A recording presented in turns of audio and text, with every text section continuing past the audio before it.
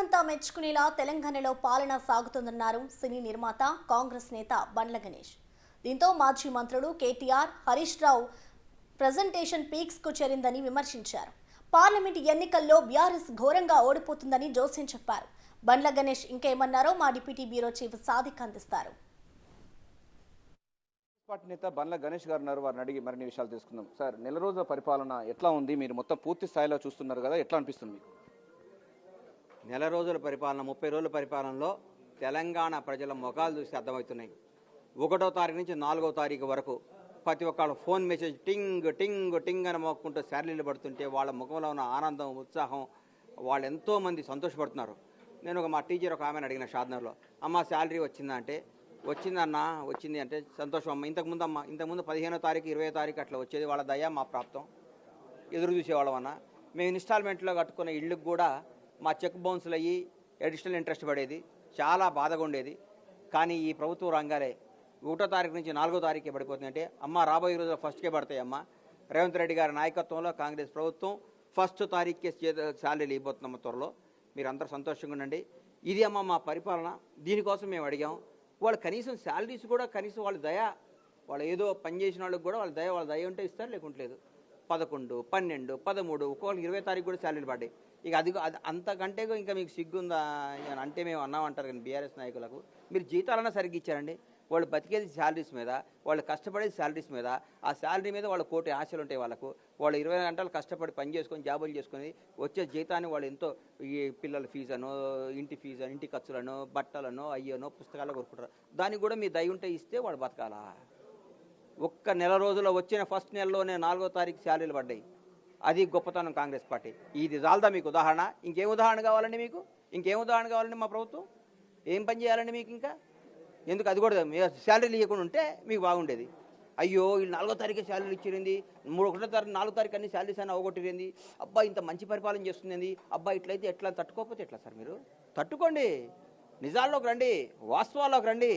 మీరు ఓడిపోయిన party BRS party, మీరందరూ మాజీలు. మీరు ఇప్పుడు కాంగ్రెస్ పార్టీ అధికారంలో ఉంది. పరిపాలన మెచ్చుకోండి. మీరు మెచ్చుకోకుండా కామ్గానే ఉండండి. పరిపాలన చేత కావడం లేదు, ఢిల్లీ చుట్టూ తిరుగుతున్నారు, కాలయాపన చేస్తున్నారు. 6 గ్యారంటీ స్కీమ్స్ నుంచి పక్కదారి పట్టించడం కోసం ప్రజలను మెస్మరైజ్ చేస్తున్నారని కూడా కేటీఆర్ అంటున్నారు, పోచారం శ్రీనివాసరెడ్డి అంటున్నారు, హరీష్ రావు అంటున్నారు. కేటీఆర్ గారికి, హరీష్ రావు గారికి వాళ్ళకి ఏం చెప్తున్నామంటే, సార్ అందరు మీలాగా ఉండరు సార్. కొందరు ప్రజాసేవ చేసే నాయకులు కూడా ఉంటారు, అందరు మీలాగా ఉండరు. హైఫై గాళ్ళు ఉండరు ఇక్కడ. అందరు మీదంతా హైఫై బ్యాచ్, మీది మాది మామూలు బ్యాచ్. మేము నాయకులం, మా వాళ్ళు నాయకత్వం పనిచేసేవాళ్ళు. మాదంతా ఇంగ్లీష్లో what is this non sense అది ఇది అని చెప్పి యాడ్లకు ప్రెస్ మీట్లకు టైం పెట్టడం. మీదంతా ఒక వింగ్, అది ఒక పెద్దది, ఒక మాఫియా వింగ్. అది ఓన్లీ మీరు ఏం మాట్లాడినా ఇట్లా మాట్లాడారు, ఇట్లా గన్ను పెట్టారు, ఇట్లా ఇవన్నీ అది వేరే. అది అయిపోయింది సార్. ఆ జమానా అయిపోయింది. ఇప్పుడు ఈ పరిపాలన జమానా, ఇది ప్రజలకు న్యాయం అందే జమానా, ప్రజలకు పరిపాలన అందే జమానా, ప్రజలంతా సంతోషంగా ఉండే జమానా ఇది. ప్రజలందరూ సంతోషంగా ఉండాలి కాబట్టి ప్రజాపాలన జరుగుతుంది కాబట్టి మీరు ఆనందపడండి. మీరు ఆనందపడండి. ఎప్పుడన్నా మీ ఎమ్మెల్యేలు అందరూ, ఇంకెవరొద్దు, మీ ఎమ్మెల్యేలు ప్రగతి భవన్లోకి వచ్చారా?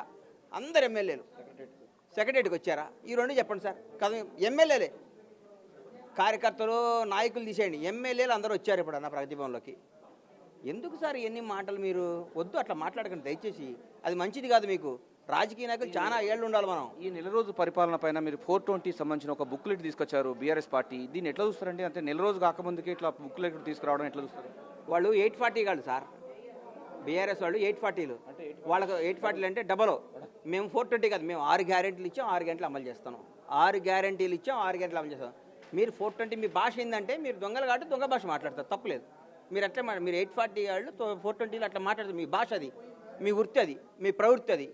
దొంగతనం చేయటం, దోసుకోవటం మాది కాదు. అది మా వృత్తి అది కాదు. మేము ప్రజాసేవ చేయటం, పరిపాలించటం, ముఖ్యమంత్రి గారు జనంలో అందుబాటులో ఉండటం, ప్రతి ఒక్కరితో మాట్లాడటం, ప్రతి ఒక్క రాజ్యాంగ వ్యవస్థను గౌరవించడం. ఒక గవర్నర్ అంటే గౌరవం, ఒక ప్రధానమంత్రి అంటే గౌరవం, ప్రతి ఒక్క నాయకుడు అంటే గౌరవం, ఒక మాజీ రాష్ట్రపతి పలకరించడం గౌరవం. గౌరవాన్ని కాపాడుకుంటూ తెలంగాణ గౌరవాన్ని పెంచుతున్న ముఖ్యమంత్రి రేవంత్ రెడ్డి. మేము అలాగే మేము మాట్లాడడం, ప్రధాని వస్తే బోం, ఆయన వస్తే బోం. మీది రాజకీయ పరిపాలన, ఇది ప్రజాస్వామ్య పరిపాలన. ప్రజలు చూస్తున్నారు, ఇలా 2 పరిపాలన చూస్తున్నారు. రాజకీయ పరిపాలన అంటే రాష్ట్రానికి ప్రధాని వచ్చినా, రాష్ట్రానికి రాష్ట్రపతి వచ్చినా, రాష్ట్రానికి ఏ నాయకులు వచ్చినా, రాష్ట్రానికి గవర్నర్ గారి దగ్గరికి వెళ్ళి పలకరియబడేది రాజకీయ పరిపాలన.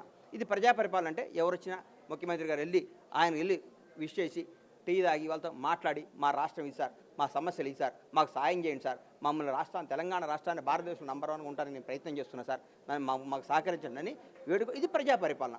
ఇది తేడా. ఇది అందరూ గమనిస్తున్నారు, తెలంగాణ ప్రజలు మొత్తం గమనిస్తున్నారు. అంటే ప్రధానంగా చేస్తానని చెప్పేసి ముఖ్యమంత్రి రేవంత్ రెడ్డి చెప్పడం జరిగింది. జిల్లాలు కనుక మార్చినట్టయితే ప్రజలు ఊరుకోరని కేటీఆర్ అంటున్నారు. నిజంగా ప్రస్తుతం ఉన్నట్టు జిల్లాల పరిస్థితి ఎట్లా ఉన్నది? దాని మీద నాకు నిజంగా నాలెడ్జ్ లేదన్నా. అది పెద్దలందరూ కూర్చొని నిర్ణయం తీసుకుంటారు.